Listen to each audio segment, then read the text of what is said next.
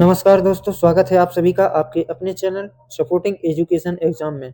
दोस्तों, आज की क्लास बहुत ही महत्वपूर्ण होने वाली है। बाल विकास सीटेट सितंबर 2026 में शामिल हो रहे सभी छात्र छात्राओं को ये वीडियो रामबाण साबित होने वाली है। बाल विकास यानी यहाँ से जो भी विगत वर्षों में ज़्यादातर क्वेश्चन पूछे जाते हैं, ऐसे क्वेश्चनों का समावेश आज की क्लास में किया गया है।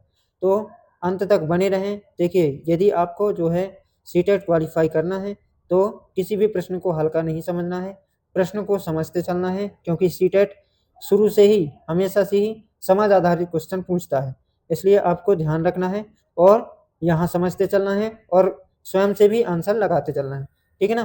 तो चलिए आज की क्लास शुरू करते हैं और देखते हैं आज का पहला क्वेश्चन।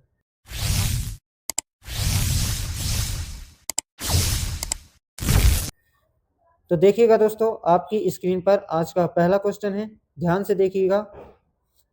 क्या कहता है? कहता है कि श्रवण हानि के संदर्भ में निम्नलिखित में से कौन सा कथन सही है ना? तो देखिएगा, पहला कहता है कि श्रवण हानि बच्चों की प्रभावी ढंग से संवाद करने की क्षमता को प्रभावित कर सकती है। श्रवण बाधित सभी बच्चों को संवाद करने के लिए सांकेतिक भाषा का उपयोग करने की आवश्यकता है। बच्चों के पास तेज आवाजें करके बच्चों की श्रवण क्षमता में कमी का विश्वसनीय परीक्षण किया जा सकता है। और डी ऑप्शन कहता है कि श्रवण हानि हमेशा कान की शारीरिक समस्या के कारण होती है। तो यहाँ पे बताना है कि यहाँ पे राइट आंसर क्या हो जाएगा, है ना? तो यहाँ पे हमारा राइट आंसर हो जाएगा कि जो श्रवण हानि है ना, श्रवण हानि बच्चे के प्रभावी ढंग से संवाद करने की क्षमता को प्रभावित कर सकती है। बिल्कुल, यदि कहने का मतलब ये है कि यदि बालक कम सुनता है ना, तो उसको संवाद करने में यानी एक दूसरे से बातचीत करने में जो है थोड़ी सी दिक्कत हो सकती है ना? तो श्रवण हानि बच्चे के प्रभावी ढंग से है ना संवाद को प्रभावित कर सकती है ना? तो यहाँ पे राइट आंसर हमारा जो है फर्स्ट हो जाएगा। ठीक है ना? ठीक है, चलिए आइए देखते हैं अगला क्वेश्चन। देखिएगा, अगला क्वेश्चन आपकी स्क्रीन पर है, ध्यान से देखिएगा, है ना? क्या कहता है कि विभिन्न लिंगों के व्यवहार के बारे में पूर्व काल्पित सामान्यीकरण को क्या कहते हैं, है ना? यानी विभिन्न लिंगों के व्यवहार के बारे में पूर्व काल्पिक सामान्यीकरण को क्या कहते हैं। ठीक है ना? तो यहाँ पे राइट आंसर हमारा क्या हो जाएगा? क्या हो जाएगा राइट आंसर?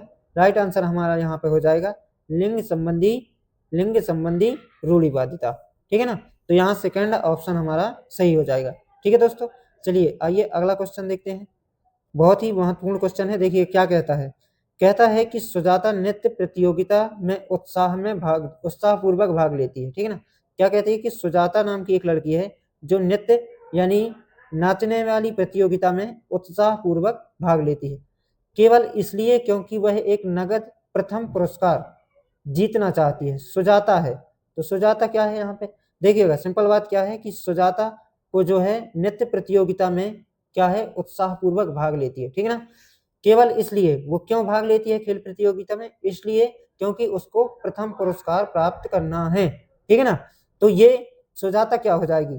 क्या सुजाता आंतरिक रूप से प्रेरित है, क्या बाह्य रूप से प्रेरित है, या निपुणता उन्मुख शिक्षार्थी है ना, या विफलता से बचने वाला शिक्षार्थी है? तो यहाँ पे राइट आंसर क्या हो जाएगा? थोड़ी सा ध्यान से बताइएगा, है ना? तो देखिएगा, यहाँ पे मैं आपको बता दूं कि जब कोई भी चीज पुरस्कार के लिए जीती जाए या किसी चीज में मन लगे, तो उससे मतलब जिस चीज में हमको कोई चीज मिल रही है और उस काम के बदले हम कुछ कर रहे हैं, तो ये क्या कहलाती है? ये कौन सी प्रेरणा कहलाएगी, है ना? तो ये बाह्य रूप से प्रेरित कहलाएगी। ठीक है ना? यदि सुजाता चाहती है कि मैं पहले नंबर पे आऊं और पुरस्कार मिले, तो ये बाहर से प्रेरित है, अंदर से नहीं। वो केवल पुरस्कार पाने के लिए उत्साह पूर्वक भाग ले रही है। ठीक है ना? और आंतरिक परिवर्तन वो परिवर्तन होती है जिसमें अपन जो है अंदर से प्रेरित होते हैं कि नहीं, अपन को मिले अथवा ना मिले, अपन को इस चीज को प्राप्त करना ही करना है। ठीक है ना? इसमें कोई जो है पुरस्कार की उम्मीद नहीं होती, ना कुछ बाह्य रूप से प्रेरित किया जाता है। ठीक है ना? चलिए आइए अगला क्वेश्चन देखते हैं। अगला क्वेश्चन आपकी स्क्रीन पर है। चौथा क्वेश्चन क्या कहता है, ध्यान से पढ़िए। कहता है कि रचनावादी सिद्धांतकारों के अनुसार निम्नलिखित में से कौन सा कथन सही नहीं होगा, है ना? तो यहाँ पे एक चीज मैं और बता देता हूँ आपको कि सीटेट हमेशा ज्यादातर क्वेश्चन पूछता है नहीं। ठीक है ना? तो इनको ध्यान रखना है कि कहीं हमसे नहीं पूछा है या सही पूछा है, ठीक है ना। तो जब भी पेपर दें तो यहाँ पे ध्यान रख लें कि यहाँ पे नहीं पूछा है या सही पूछा है, ठीक है ना। तो रचनावादी सिद्धांतकारों के अनुसार निम्नलिखित में से कौन सा कथन सही नहीं है, तो यहाँ पे नहीं बताना है। क्या पहला ऑप्शन क्या है, कहता है कि ज्ञान व्यक्ति परक होता है। बी कहता है शिक्षार्थी अपने सामाजिक सांस्कृतिक संदर्भ में ज्ञान का निर्माण करते हैं। डी कहता है सी कहता है प्रभावी अधिगम सुनिश्चित करने के लिए शिक्षार्थियों को बाह्य रूप से प्रेरित होना चाहिए। और डी कहता है ज्ञान बहुलवादी और बहुआयामी है। तो यहाँ पे बताइएगा कि सही ऑप्शन कौन सा हो जाएगा, है ना। तो सही आंसर यहाँ पे हमारा क्या हो जाएगा कि सी नंबर का, है ना। यहाँ पे क्या हो जाएगा कि प्रभावी अधिगम सुनिश्चित करने के लिए शिक्षार्थी को बाह्य रूप से प्रेरित होना आवश्यक है। ये कौन मानते हैं, ये रचनावादी सिद्धांतकार मानते हैं, ठीक है ना। चलिए यहाँ पे राइट आंसर हमारा सी हो जाएगा। आइए देखते हैं अगला क्वेश्चन। अगला क्वेश्चन आपकी स्क्रीन पर ये रहा, ध्यान से देखिए और आंसर लगाइए। क्या कहता है कि सीखने के संबंध में निम्नलिखित में से कौन सा कथन सही नहीं है। तो यहाँ पे आपको बताना है कि सीखने के संबंध में निम्नलिखित में से कौन सा कथन सही नहीं है। बार बार कह रहा हूं कि यहाँ नहीं वाला ऑप्शन आपको ध्यान रखना है ना। प्रश्न पॉजिटिव है निगेटिव है ये ध्यान रखना है आपको, सीटेट पेपर दे रहे हैं तो, ठीक है। तो यहाँ पे क्या कहता है कि सीखने के संबंध में कौन सा कथन सही नहीं है। देखिएगा पहला ऑप्शन क्या है, सीखना सामाजिक क्रिया द्वारा अधिगम सुगम होता है। क्या ये सही है? अच्छा अपन को नहीं बताना। बी नंबर में कहता है अधिगम एक प्रक्रिया की बजाय एक उत्पाद के रूप में। सीखना शिक्षार्थी के पूर्व ज्ञान पर निर्भर करता है। सीखने का तात्पर्य पूर्व निर्धारित वैचारिक योजनाओं का पुनर्गठन है। देखिएगा यहाँ पे मैं आपको बता दूं कि जो सीखना है ये सामाजिक क्रिया द्वारा अधिगम सुगम हो जाता है। बिल्कुल, यदि कोई चीज बालक को समझ में नहीं आ रही उसके समाज से परिवार से जोड़ के समझा सकते हैं, ठीक है ना। तो सामाजिक क्रिया के द्वारा जो है अधिगम सुगम होता है। अधिगम का मतलब होता है सीखना, ये चीज ध्यान रखना है कि अधिगम का मतलब होता है सीखना, ठीक है ना। सीखने को ही अधिगम कहते हैं, ठीक है, लर्निंग। तो यहाँ पे सीखना जो है सामाजिक क्रिया द्वारा सुगम हो जाता है, ठीक है। अगला देखते हैं, यहाँ तीसरा देखते हैं, सीखना शिक्षार्थी के पूर्व ज्ञान पर निर्भर करता है। ठीक है, सही बात है कि जो सीखना होता है वो पूर्व ज्ञान पर, जैसे जो बालक को पहले से पता है उससे रिलेट करके हम आगे वाली चीजें जो है बालक को बताएंगे तो वो बेहतर तरीके से सीख पाएगा, ठीक है ना। जैसे सीखने वाला टॉपिक है, यदि आपके यदि अंदर पूर्व ज्ञान यानी थोड़ी बहुत भी सीखने के बारे में, अधिगम के बारे में आप नहीं जानते तो ये वाला टॉपिक आपको समझ में नहीं आएगा, है ना। तो ये सीखना यानी पूर्व ज्ञान पर निर्भर करता है, ठीक है। तो यहाँ पे ध्यान रखना है, ये भी पॉजिटिव है। डी नंबर कहता है कि सीखने का तात्पर्य पूर्व निर्धारित वैचारिक योजनाओं का पुनर्गठन है, ठीक है ना। यानी पहले से निर्धारित जो योजनाएं होती हैं उन्हीं को जब हम आगे फॉलो करते हैं तो वो सीखना बढ़िया तरीके से हो जाता है, ठीक है ना। किसी भी चीज को अच्छे तरीके से हम सीख सकते हैं। लेकिन यहाँ पे क्या कहता है कि कौन सा नहीं है, तो अधिगम एक प्रक्रिया के बजाय उत्पाद के रूप में, ये हमारा ऑप्शन गलत हो जाएगा, ठीक है ना। इसलिए राइट आंसर यहाँ पे क्या हो जाएगा, बी नंबर का हो जाएगा, ठीक है। चलिए नेक्स्ट क्वेश्चन देखते हैं। देखिएगा नेक्स्ट क्वेश्चन आपकी स्क्रीन पर ये रहा, भाई बहनों के रिश्ते क्या होते हैं, इतना ही लिखा है, ध्यान से पढ़ते जाना।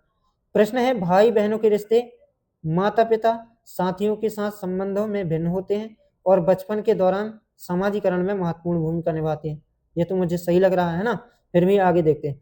माता पिता और साथियों के साथ संबंधों के समान है और बचपन भर सामाजिकरण में महत्वपूर्ण भूमिका निभाते हैं।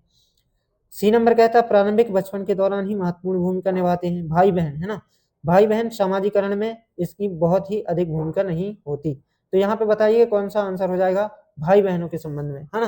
तो यहाँ पे हमारा जो है राइट आंसर हो जाएगा कि भाई बहन के रिश्ते माता पिता और साथियों के साथ संबंध से भिन्न होते हैं और बचपन के दौरान सामाजिकरण में महत्वपूर्ण भूमिका निभाते हैं। बिल्कुल, जैसे आपका कोई भी छोटा भाई बहन कोई भी होगी तो वो आपसे बहुत सारा चीजें सीखेगी, है ना, बहुत कुछ सीखेगी, ठीक है ना।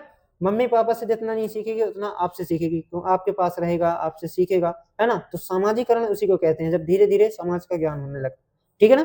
तो यहाँ पे राइट आंसर हमारा ए चला जाएगा, ठीक है। चलिए आइए देखते हैं नेक्स्ट क्वेश्चन।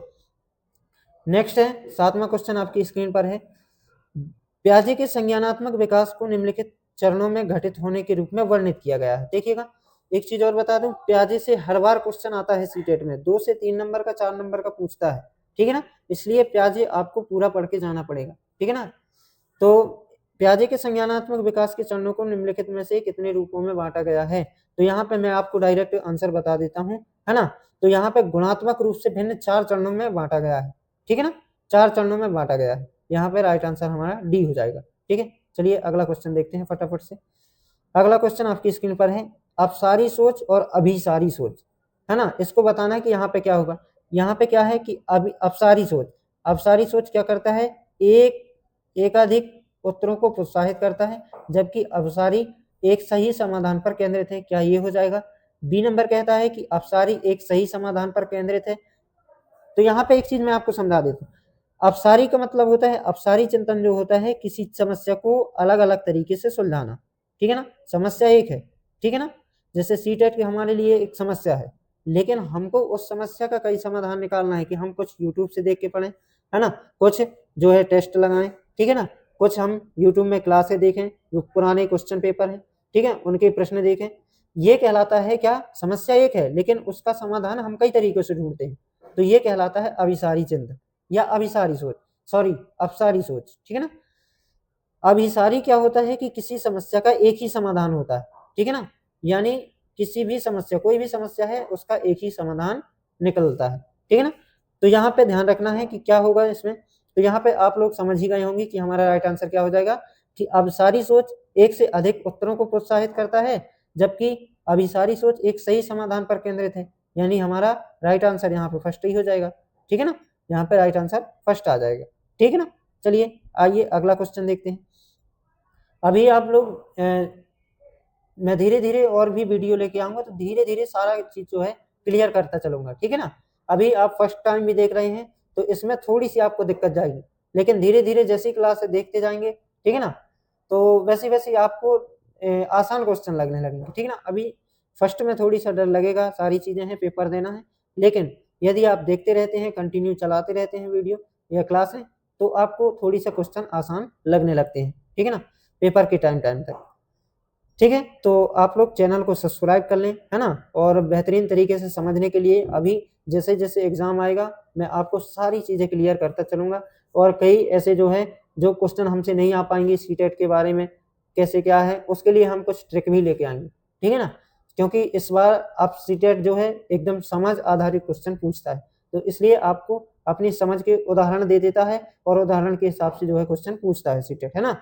और पेडागोजी भी पूछता है, तो वो भी मैं जल्दी से जल्दी कराने वाला हूँ, ठीक है ना। अभी कुछ जो है बाल विकास के क्वेश्चन देख लेते हैं, ठीक है, और इसके बाद नेक्स्ट जो है हम मैथ पेडागोजी भी देखेंगे, ईवीएस भी देखेंगे, ठीक है ना, सारे देखेंगे और हिंदी भी देखेंगे, ठीक है। तो चलिए कंटिन्यू करते हैं क्लास को, और ध्यान दीजिए यहाँ पे आपकी स्क्रीन पर 9वां क्वेश्चन है, ठीक है ना। क्या कहता है कि माध्यमिक कक्षाओं में सीखने के लिए अनुकूल कक्षा वातावरण डैश पर केंद्रित होता है। तो देखिएगा जैसे माध्यमिक कक्षाओं में आप जो है सिखाने के लिए जाते हैं, तो उनके लिए अनुकूल वातावरण कौन सा हो जाएगा। तो देखिएगा ट्रिक भी सुनते चलिए और समझते चलिए। पहला क्या करना है कि बच्चे को कभी सजा नहीं देना, ना बच्चे को शर्मिंदगी या ना डर दिखाना है, ठीक है ना। यहाँ पे तो यहाँ पे हमारा ये ऑप्शन होगा नहीं, ठीक है ना। दूसरा क्या कहता है, दूसरा कहता है कि सहयोगात्मक अधिगम, ये बिल्कुल हो सकता है, सहयोग में सीखना, है ना। प्रतिस्पर्धात्मक, ये नहीं करना है। बालक जो है एक दूसरे से प्रतिस्पर्धा करेंगे तो कुछ बालकों में हीन भावना आ जाती है, इसलिए यहाँ पे ये नहीं होगा, है ना। कंडीशनिंग एवं सुदृढ़ीकरण, तो ये भी नहीं होगा, लेकिन हमारा राइट आंसर यहाँ पे क्या हो जाएगा कि सहयोगात्मक अधिगम। सहयोगात्मक अधिगम का मतलब होता है जब हम 2-4 बालक इकट्ठे करके और दोनों इकट्ठे मतलब समूह में सिखाते हैं सहयोग करके एक दूसरे का, तो वो अधिगम सीखने के लिए वो बेहतरीन जो है माहौल होता है, ठीक है ना। तो यहाँ पे राइट आंसर हमारा बी चला जाएगा। चलिए आइए अगला क्वेश्चन देखते हैं। अगला क्वेश्चन आपकी स्क्रीन पर है, ध्यान से देखिए। प्रगतिशील कक्षा में मूल्यांकन इस प्रकार है। किस प्रकार प्रगतिशील कक्षा में आप मूल्यांकन कैसे करेंगे? गतिशील मूल्यांकन होगा, क्या उद्देश्य परक होगा, क्या सारांश देखेंगे, क्या मानक होगा, है ना। तो यहाँ पे राइट आंसर हमारा क्या चला जाएगा कि गतिशील मूल्यांकन, हमेशा गतिशील लिखना है, लचीला रखना है, ठीक है ना। तो यहाँ पे राइट आंसर हमारा ए चला जाएगा। आइए अगला क्वेश्चन देखते हैं, थोड़ी सा स्पीड में चलते हैं, ठीक है ना।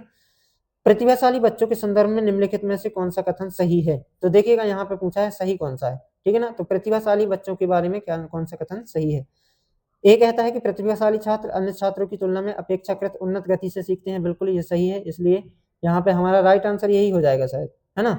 यहाँ पे हमारा राइट आंसर ए हो जाएगा, लेकिन हम आगे भी और क्वेश्चन देखेंगे, सॉरी और ऑप्शन देखेंगे। बी नंबर क्या कहता है, प्रतिभाशाली बच्चे सीखने की अक्षमता में कि जोखिम से मुक्त होते हैं, नहीं, जोखिम उठाते हैं और सीखते हैं, उनको जो है चुनौतियां लेने में, स्वीकार करने में और मजा आता है, वही तो प्रतिभाशाली बालक की पहचान, ठीक है ना।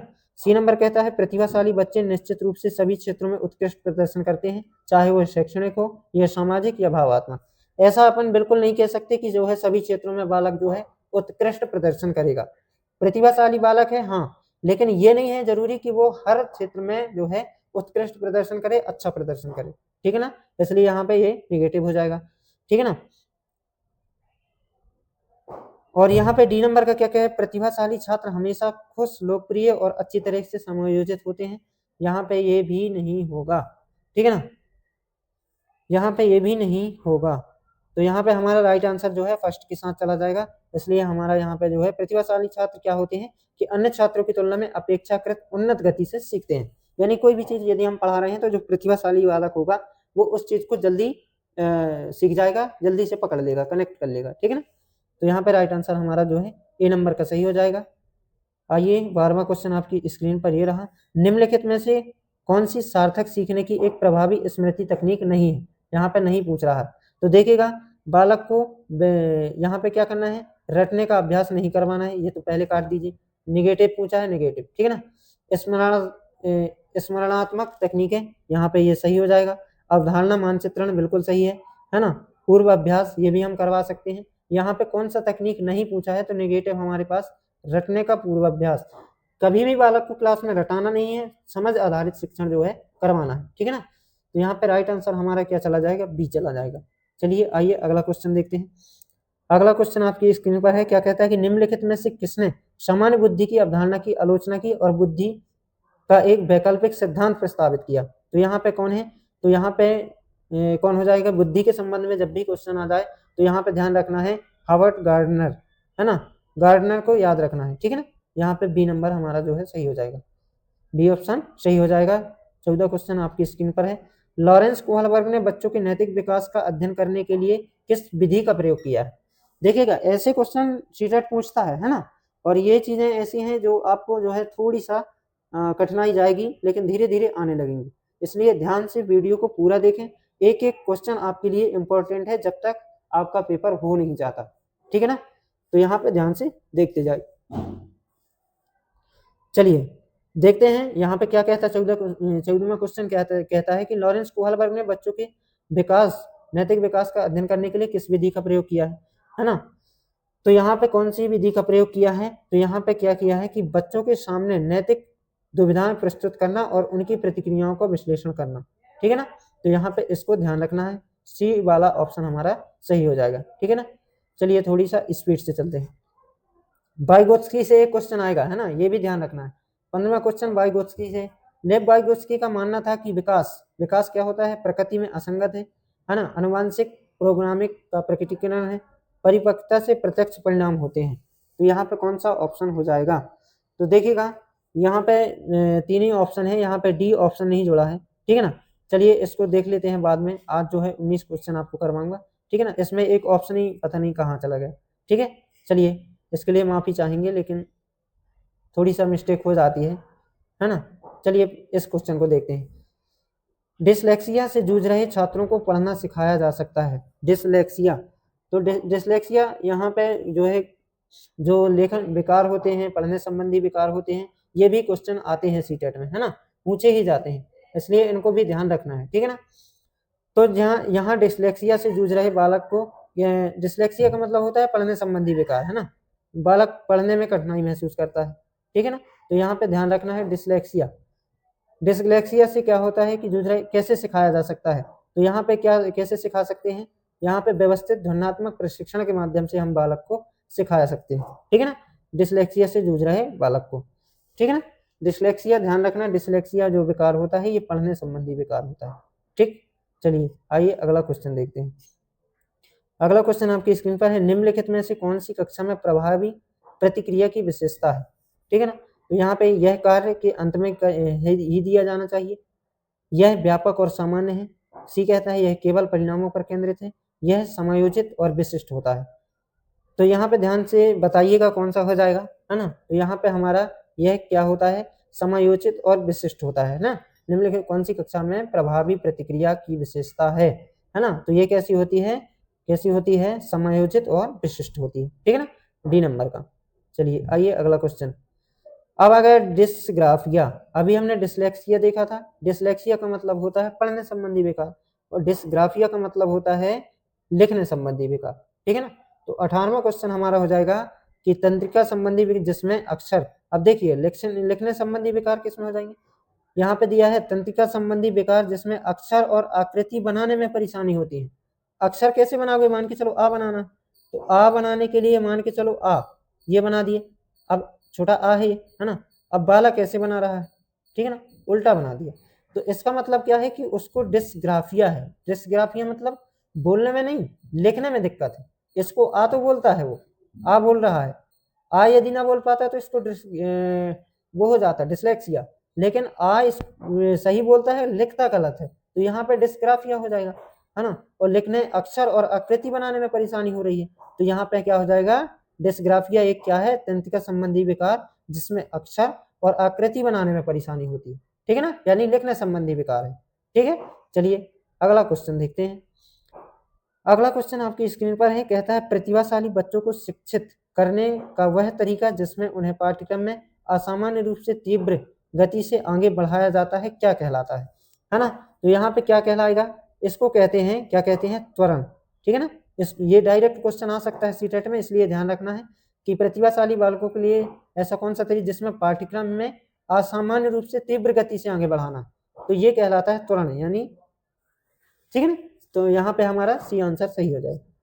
और यहाँ पे आज का लास्ट क्वेश्चन आपकी स्क्रीन पर है, ध्यान से देखिएगा, बहुत ही महत्वपूर्ण क्वेश्चन है ये भी। क्या कहता है कि बच्चों का विकास उनके सामाजिक सांस्कृतिक संदर्भों का उत्पाद होता है, यह कथन किस मनोवैज्ञानिक द्वारा दिया गया है।